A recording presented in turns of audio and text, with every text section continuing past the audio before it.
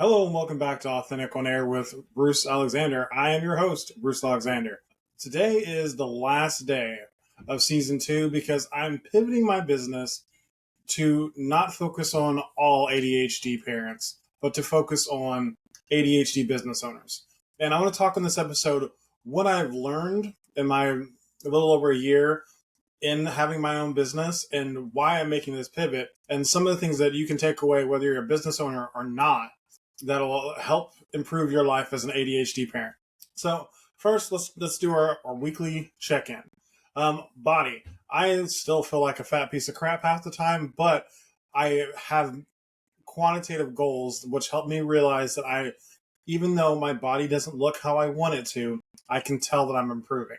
My walks with my kids that I take are getting longer and longer, and the way I feel whenever I get back is what really tells me that things are getting better, because I don't need to immediately sit down. I don't need to rush to the chair and, grab for relief because my back is in so much pain.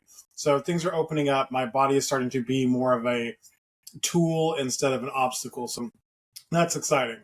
Being my relationship with myself has been pretty good. I'm getting to know myself. I'm doing the routine and schedule to put myself in power, and that's good.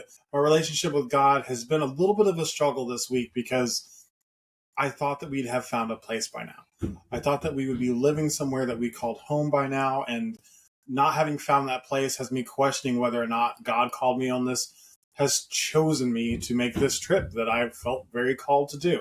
That hiccup in my faith has been hard to deal with, but I feel more on track today. It's okay to feel bad. It's okay to have doubt. It's okay to struggle. The important thing to remember is not to live in that struggle, to feel it, appreciate it, validate it, but then to move out of it, to realize that feelings are transitory. They can come and go. You need to focus on the facts of which you can prove. And I heard the message. I know that. Like, I know that there's something strong moving in my heart that I'm supposed to be out here. And just because it hasn't happened on my time doesn't mean that it's not supposed to be. So that's something that is, it's still up in the air. It's still big. It's still daunting, but it is also that daunting means that there's also a ton of opportunity there. There's, so many things could happen that could be great.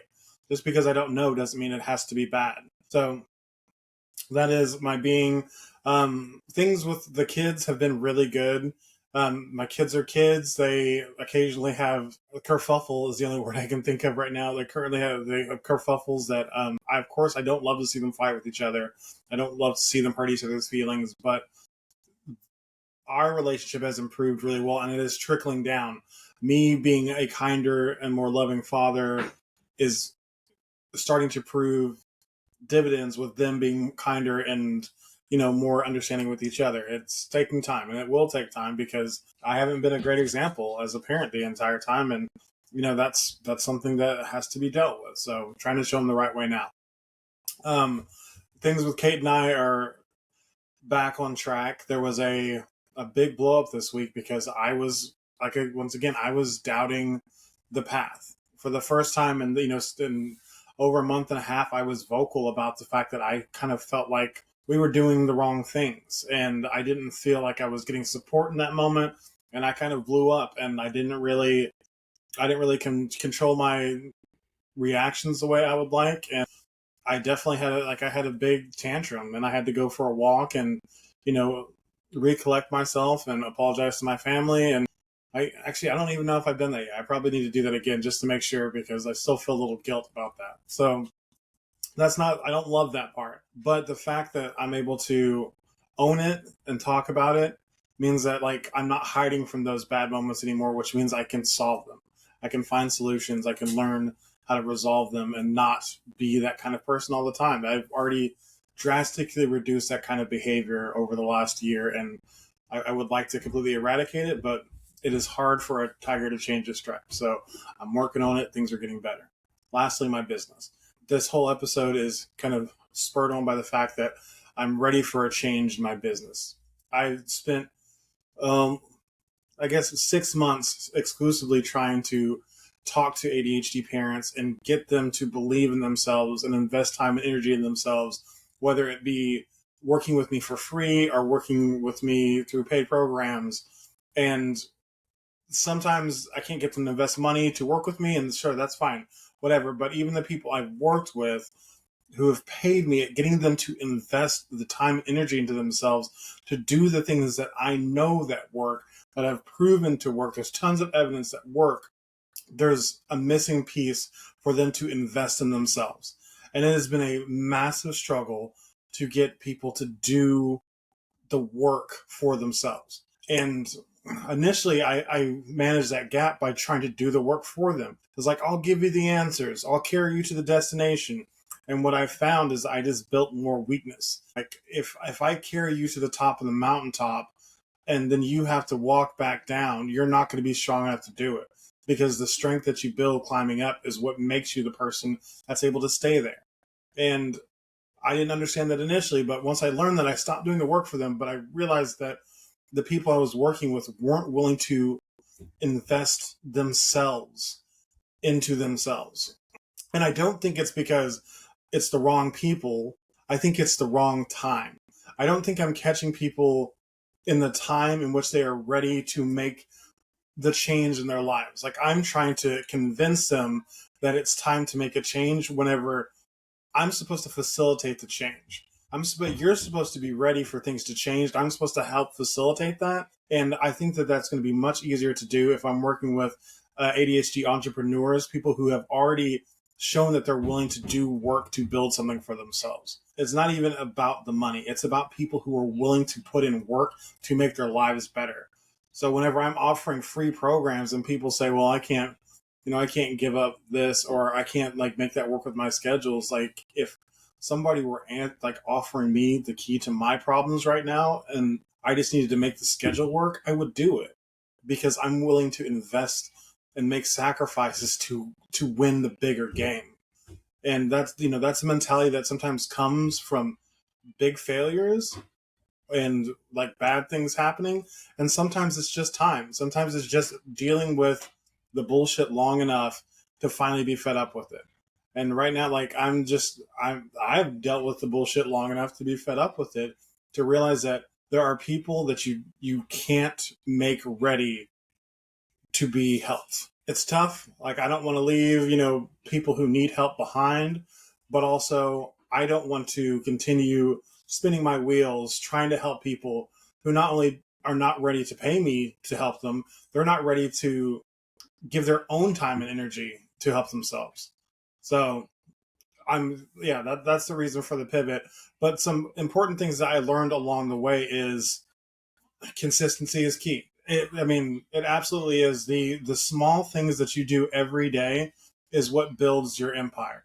There are the connections that I made from my ADHD dads group that I built months ago and just keep pouring content into every day, even though initially I wasn't getting any reaction. And then I made contacts through that months later because I was consistent, and finally something struck somebody that made them say, I need to reach out. This person can help me.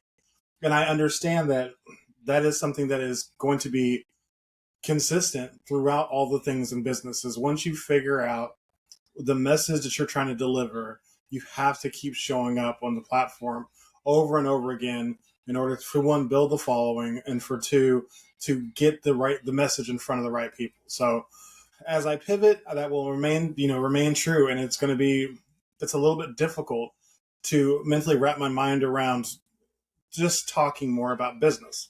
I don't have any problem working with people in business. I've actually had more success getting people to adopt the things that I've suggested or encouraged them to do to make more money than I have had for anything else. Their relationships are on fire, and they're not willing to do the things that they need to do to fix them, even though I'm giving them all the tools that they need to make improvement.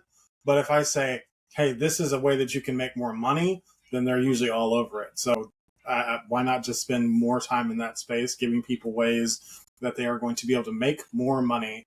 Because that, honestly, it does give room to then spend time on the relationships, to spend time on your body, to spend time in your relationship with your higher power. But that you have to be intentional.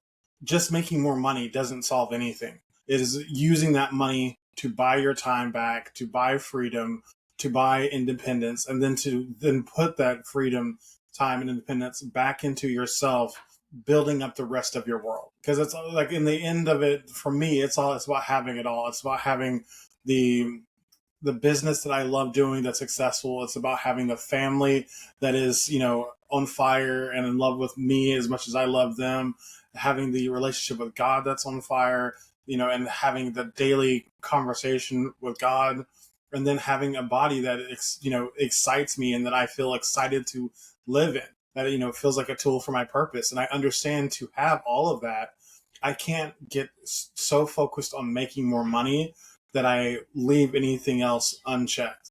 So that leads to my second big learning is that not only is consistency key, it is that having a routine that allows you to touch base with all four domains of your life every single day is crucial, because it becomes really easy to get sucked into whatever is going well and to not pay attention to the things that are hard to look at. So whenever, I get before, when I was really fit, I was loving the gym. I spent all my time at the gym, but I was ignoring the quality of my relationships. I wasn't doing anything to grow in my finances and my business. So because it was just easy to pour all of myself into that one thing.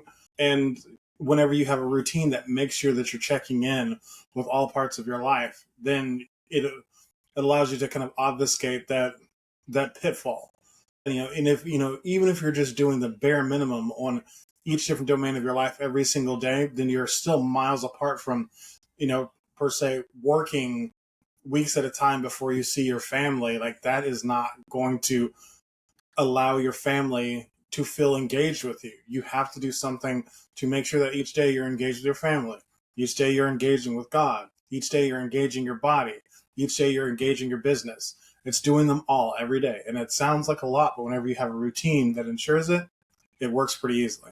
So, those are the two big things I want to talk about. I'm going to take a week or two off to work on this pivot in my business, work on implementing some of the new things I'm going to learn in the course I'm taking tomorrow. Hopefully this, putting all these pieces together that I've learned is going to really help me as I pivot into this business world. I've learned all about building funnels and marketing.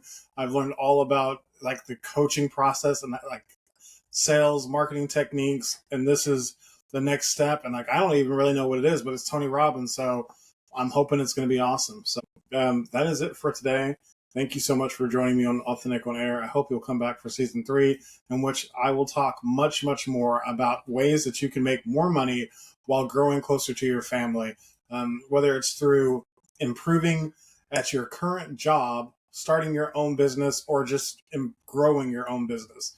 Those are the things I'm going to focus on, and I'm going to give them an ADHD, twist, because regular mainstream philosophy doesn't always work whenever it comes to the ADHD mind. So being an ADHD entrepreneur, I have learned some ways to tweak those things that make them a little more applicable to the regular ADHD person. So stay tuned for that. Please follow, and share if you enjoy this content, and help me reach the people who need my help. Bye.